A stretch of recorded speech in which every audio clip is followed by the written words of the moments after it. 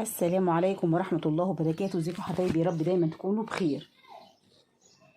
هنعمل مع بعض يا جماعة أحلى قراقيش. بصوا بقى، معلقة شمر صغيرة اهي مليانة زي ما انتم شايفين، معلقة شمر صغيرة ومعلقة ينسون برضو صغيرة مليانة. يا دوبك هنشوحهم كده على الناشف حبايب قلبي من غير أي مادة دهنية ولا أي حاجة زي ما انتم شايفين.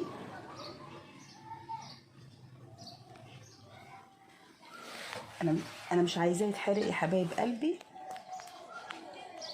مش عايزاه يتحرق عشان ما يمررش. أنا عايزة بس إيه أشوحه يا دوبك كده ريحته تطلع ونقفل عليه على طول.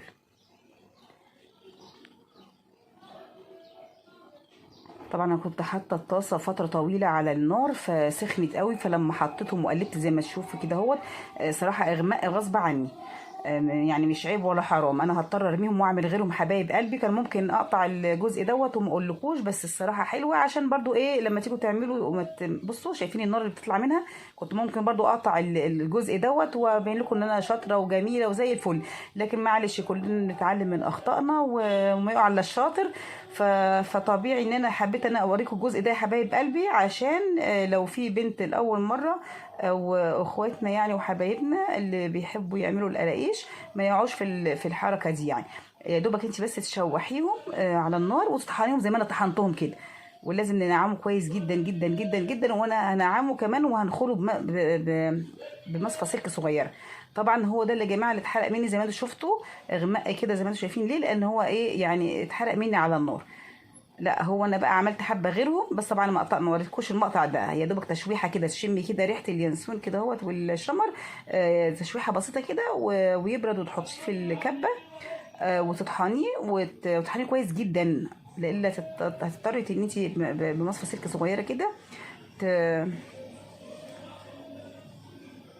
تنخليه حبايب قلبي عشان يبقى ناعم جدا، عشان ما يمررش ما يتحرقش. اهو ده المحروق، انا هعمل غيره وهتشوفي بعد كده لونه عامل ازاي والفرق. خلي بالك معلقه ونص كبيره خميره لو في الشتاء، لكن لو في الصيف يبقى معلقه كبيره خميره.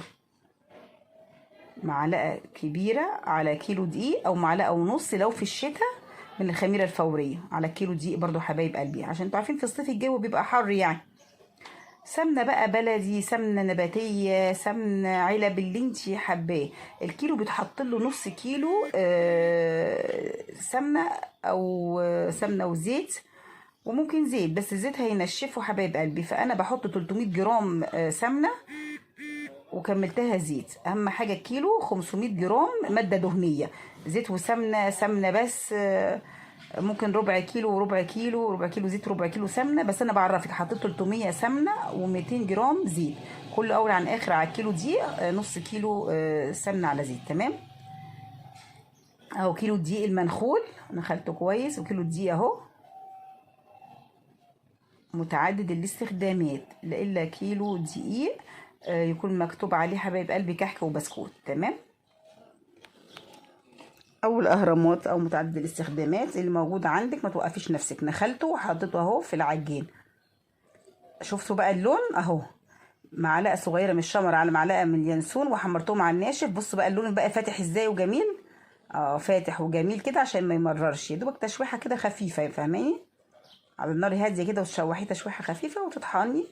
وذره ملح حبايب قلبي، معلقه صغيره بيكنج باودر. انا وريتكم البيكنج باودر في الاول ونسيت اقول لكم بس قد ايه. معلقه صغيره بيكنج باودر، وثلاث معالق كبار نشا، وثلاث معالق كبار سكر باودر ناعم. السكر عشان الخميره تتفاعل، دي معروفه طبعا مش كده ولا ايه؟ دي حاجه اساسيه يعني عشان الخميره تتفاعل. والنشا بيخليها مقرمشه وفي نفس الوقت ايه يعني دايبه كده من جوه وناعمه. بيخليها مقرمشه النشا وايه، ويديكي احساس بالنعومه من جوه. تمام. هنحط معلقه ونص كبار خميره لو قلنا في الشتاء، او معلقه كبيره لو في الصيف يا جماعه، لان الجو بيبقى حر فمعلقه كبيره بتبقى كفايه. هنقلب ده كله. 4 معالق كبار سمسم، انا محمصاها برضو خفيف على الناشف زي ما انتوا شايفين كده، زي ما عملنا في اليانسون والشمر على الناشف كده من غير ماده دهنيه ولا حاجه. بحمرهم كده. هنقلبهم تقليبه كده.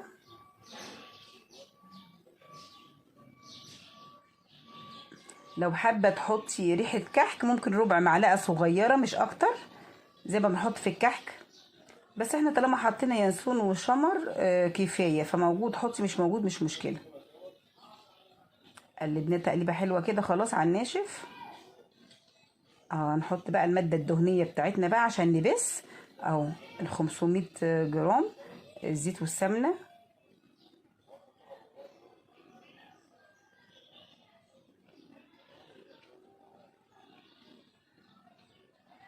الميه برضو هنحط كوبايه وربع، كوبايه ونص، على حسب ما تاخد يعني، وتكون دافيه.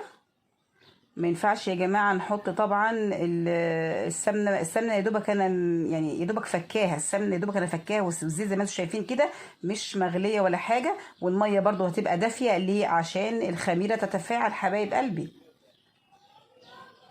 عشان تتفاعل الخميره ما ينفعش وتنشط. ما ينفعش نحط السمنه بتغلي او الميه بتغلي، يا دوبك بتبقى دافيه. هنبسها كويس، اهم حاجه تبسها كويس. ممكن اللبن، الميه ما نحطش ميه ونحط مكانها لبن عادي خالص، بس برضو يكون دافي.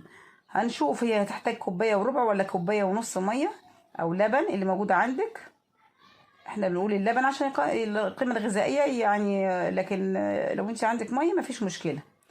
لما يكون ما عندكيش عجان، بايدك خالص كده زي ما انت شايفه، بنبسها بايدينا زي ما كنا بنبس الكحك كده ببطن ايدينا كده عادي زي ما وريتكم كده. انا بس عشان موجود عندي الحمد لله رب العالمين، وعقبال ما ربنا يكرمكم جميعا يا رب اللي ما عندوش، فيعني بيسهل عليا عشان بس دراعي وعندي فقرات العنقيه فيها مشكله في رقبتي، فمأثر على دراعي، فعشان كده انا يا حبايب قلبي بشتغل بالعجان. لكن انت ممكن تشتغلي بايدك عادي وتبسيها بايدك عادي. بصوا اول ما بقى قوامها كده زي ما انتم شايفين واتبست كويس، هنحط لها بقى الميه الدافيه بتاعتنا. هحط كوبايه الاول طبعا شكلها كده، لان انا يعني كنت معايره بيها السمنه والزيت، فمفيش مشكله يعني نفس الكوبايه عادي. بس انا بقول لكم يعني هي بتلمع عليه الميه عشان كان مطرحها زيت. هنحط الكوبايه ونشوف العجينه محتاجه ولا لا. بصوا عجينه حلوه كده، بس طبعا حاساها محتاجه شويه ميه صغيرين عشان ما تتعبناش في التشكيل. ناقصلها شويه ميه صغيرين. بص نص كوبايه التانية اهي، هحط كده ربعها واستنى واشوف. حطيت ربعها وهجرب واشوف حبه بحبه كده اما نشوف هي محتاجه ولا كده تمام. لان بيختلف من العجين من نوع الدقيق لنوع تاني يعني، على حسب ما بيشرب السوائل. بصوا العجينه طريه وناعمه وجميله وما بتلزقش وسهله التشكيل والفرد.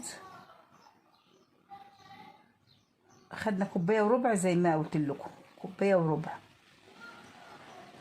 برضو لما عملت معاكم الفتوت والقراقيش بالعجوه كانت برضو نفس كميه الميه اتاخدت كده، كوبايه وربع. المره اللي فاتت كنت عامله معاكم بقى قراقيش بالعجوه جميله جدا جدا جدا، اللي بيحب العجوه يخش يشوفها يا حبايب قلبي في القناه. المره دي بقى هنعمل قراقيش بقى كده من غير عجوه.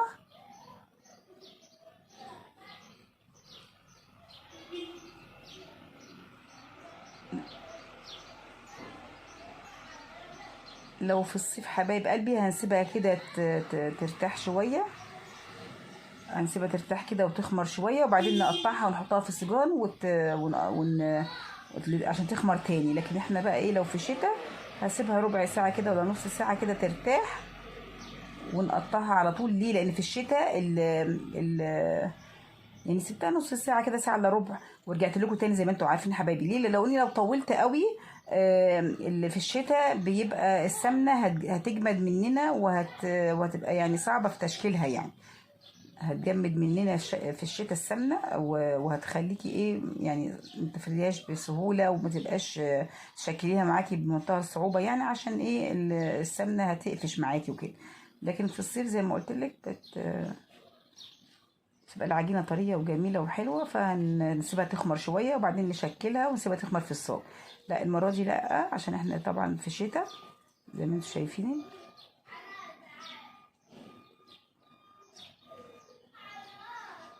انا كنت عاملاها صراحه في الشتاء يا جماعه، بس ايه ما نزلتش الفيديو بس طبعا هو بينفع زي ما انتم شايفين كده في اي وقت، فانا قلت انزله لكم دلوقتي عشان طبعا الاولاد بقى رايحين بقى المدارس الصبح، عشان خاطر داخلين على امتحانات، عايزين يفطروا بيه الصبح مع شاي بلبن، مع كوباية لبن. القراقيش بتبقى حلوة مع الشاي.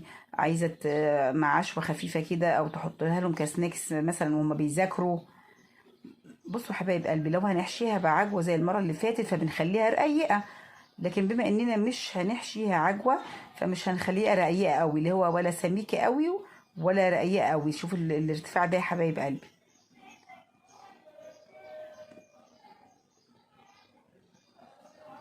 عاملاها عالية شوية زي ما انتم شايفين عشان مش هحشيها عجوة، وبتسويها زي ما انت عايزة. ونعمل ايه في كذا طريقه لفردها، يعني زي ما انت شايفه بالمردانه ماشي، بايدك ماشي، بالنشابه ماشي. الحجم طبعا اللي انت عايزاه، بس انا بفضل الحجم ده. عايزه تعمليها بورب ماشي، اللي زي السمبوكسه يعني، وبورب كده. عايزه تعمليها على طول برضو، دي حاجه تريحك بقى، التقطيعه بتاعتها براحتك. انا المره دي عاملاها لكم بورب اهي، يبقى بشكلها احلى. ونحاول على قد ما اقدر المقاس يبقى واحد، اولا عشان الشكل وعشان السوا، يبقى في صاج واحد وتستوي ايه في وقت واحد، يبقى كله زي بعضه، مش واحده كبيره وواحده صغيره فتستوي دي قبل دي والكلام ده، فاهميني؟ على قد ما تقدري يعني. طبعا فيها كميه سمنه وزيت محترمين، فمش هحتاج ان انا ادهن الصاج او الصينيه او اللي انا هشتغل فيه يعني. هرصهم جنب بعض، ومش هسيب مساحه كبيره بين الواحده والتانيه، لان طبعا في خميره بس مش هيفرد قوي يعني ويسيح، فبنسيب حته صغيره كده عشان لو خمر وزاد سنه يبقى تمام يعني، ما لزقوش في بعض. تمام، سنه صغيره كده بين الواحده والتانيه. ورصي براحتك بقى. انا هعمله بصراحه لما بعمل في الصاج، عندي الصاج صراحه بيحرق، فانا مش هعمل في الصاج، انا هعمل في الصواني بقى بتاعت البيت كلها. صواني مستطيل زي كده بتاعت البشاميل، صواني الفرن، صواني الكيك، صواني البسبوسه والبيتزا القصيره اللي هي حافتها قصيره. اي صواني عندي هجيبها واحط فيها صراحه. خدت قطعه تانية بقى، اوريكم الطريقه التانية اللي ممكن مثلا كل واحد بيعمل بالطريقه اللي تسهل عليه الدنيا. زي ما انتم شايفين، انا قلت لكم عشان انا في شتاء فحطيت معلقه ونص خميره، وعشان احنا برضو في شتاء ما سبتها يعني نص ساعه، ساعه الا ربع ترتاح، عقبال ما نضفت المواعين ونضفت الحاجه اللي اشتغلت فيها والعجان والكلام ده كله. سبتها يجي تقريبا نص ساعه، يعني انت معاكي من ربع ساعه لنص ساعه، ساعه الا ربع. انا حصل معايا ان انا سبتها عقبال ما خلصت ورايا كان ساعه الا ربع، وفردتها على طول، وهي مره واحده يعني اللي ايه اللي غطيتها يعني. ما قلت عشان قبل السمنة ما تقفش ويبقى صعب عليا تشكيلها وكده، فهو يستحب ربع ساعة نص ساعة بالكتير. ودي الطريقة التانية حبايب قلبي لفردها. وانا عن نفسي حابة الطريقة دي، فكل واحد برضه براحته يعني. انا حابة الطريقة دي، بقطع بسهولة واشيل بسهولة، ما يبقاش فيه صف تاني مضايقني في الشيل وفي الحط وفي التقطيع. لا، بحب دي وسهلة عليا. فكل واحد برضه يشوف الطريقة السهلة عليه. ممكن ناس تانية تقولي الطريقة الأولانية عشان خاطر بعمل كمية كبيرة مرة واحدة، ممكن بدل السكينة بقى أعمل بقى، شايفين اللي هي القطاعة بتاعت اللفت والجزر المخلل والكلام ده كله، بتدي برضو منظر حلو من الجناب كده بتاع الشرشرة دي، اللي بقطع بيها الجزر والبطاطس ونشرشر كده للمنظر الجمالي. هنسويها على 180 درجة على الرف الوسط تقريبا 30 دقيقة. بس أنا قبل ال 30 دقيقة هبص عليها برضو وأشوفها، لأن كل واحد برضو إيه بيختلف فرنته ودرجة السوا ممكن تختلف. فيعني قبل ال 30 دقيقة ممكن 25 دقيقة بص عليها وأشوفها كده. وممكن فرنة تانية تاخد أكتر من كده، بس يعني أنا إيه تاخد مني 25 30، فهشوف وأقول لكم يا حبايب قلبي. أهو بكمل الرص. هما الطريقتين دول أسهل طريقتين في الفرد، وطبعا مش مكلف بقى حبايب قلبي، يعني دقيق وسمنة وخميرة او دقيق وسمنه وزيت وخميره وخلاص يعني. ما بيكلفكيش بقى يعني زي اللي فيه العجوه. بس في ناس بتحبه كده وفي ناس بتحبه كده. فمش مكلف، واعملي حاجتك في البيت بنظافة ايدك لاولادك. اليومين دول الواحد يعني بيخاف من اي حاجة بره، ومفيش يعني مش عند كل الناس، بس في ناس ما عندهاش ضمير، ما فيش نظافة، ما فيش، ما تعرفيش ايه مين بيعمل وازاي وعنده ايه. يعني الحمد لله رب العالمين. اعملي حاجتك في البيت. بصوا جميلة ازاي، بصي خمر ازاي وجميل. انا صراحة عشان في الشتاء ومستعجلة والجو ساقع قوي، دفيت الفرنة، يعني دفيت الفرن وقفلتها وحط فيها الصواني عشان تسهل عليا، يعني ان هي تسرع عملية التخمير. بصوا خمرت وعالي وبقت جميلة ازاي. الفرن دلوقتي سخنة على 180، بقالي 10 دقايق مشغلاها وحطيته في الفرنة. ما شاء الله. بصوا جميل السوا ازاي، فوق وتحت جميل، مستوية من فوق ومن تحت، واللون الذهبي الجميل بتاعها اهو. الصينية دي كانت ناقصة حبة بقى، يعني ما شاء الله عملت كمية حلوة زي ما انتم شايفين.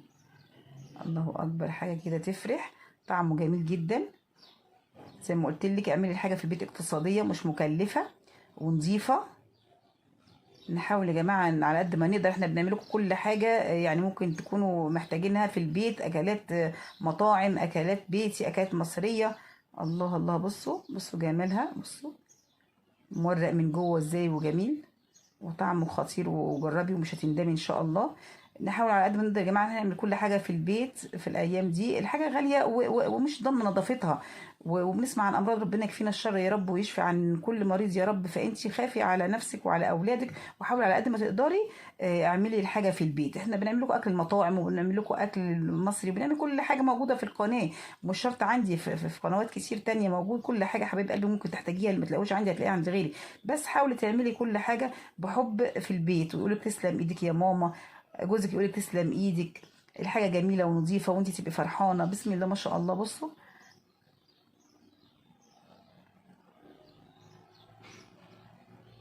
عشان حبايب قلبي الرطوبه، وعشان يقعد معاكي مقرمش لاخر ما يخلص بالشهرين وبالثلاثه عادي، حطيه في حاجه بقى، بلاش يعني ايه، بلاش كرتون عشان خاطر ما يشربش الزيت. انا ما عنديش حاجه، ما كنتش لسه اشتريت يعني الحاجه البلاستيك الكبيره دي اللي بنحط فيها. فهنعمل ايه عشان الرطوبه تفضل تحتفظ بجمالها وبطعمتها وناشفه زي البيتشيفور والبسكوت والكحك والحاجات دي. حبايب قلبي عندي حله المونيا كده، رحت رصيتهم في حله الامونيا وبغطاها مغلق كويس، في حاجة ألمونيا، ستانلس، إزاز، العلب البلاستيك الصحية النظيفة زي اللي أنا جبتها دلوقتي صراحة. فأي حاجة معدن أو صاج، أهم حاجة تبقى مغلقة، يعني محكمة الغلق، عشان تحتفظ بيها مقرمشة والرطوبة. حبايب قلبي، وألف هنا وشفا على اللي هيعمل واللي هيجرب واللي هياكل. وأنا بحبكم.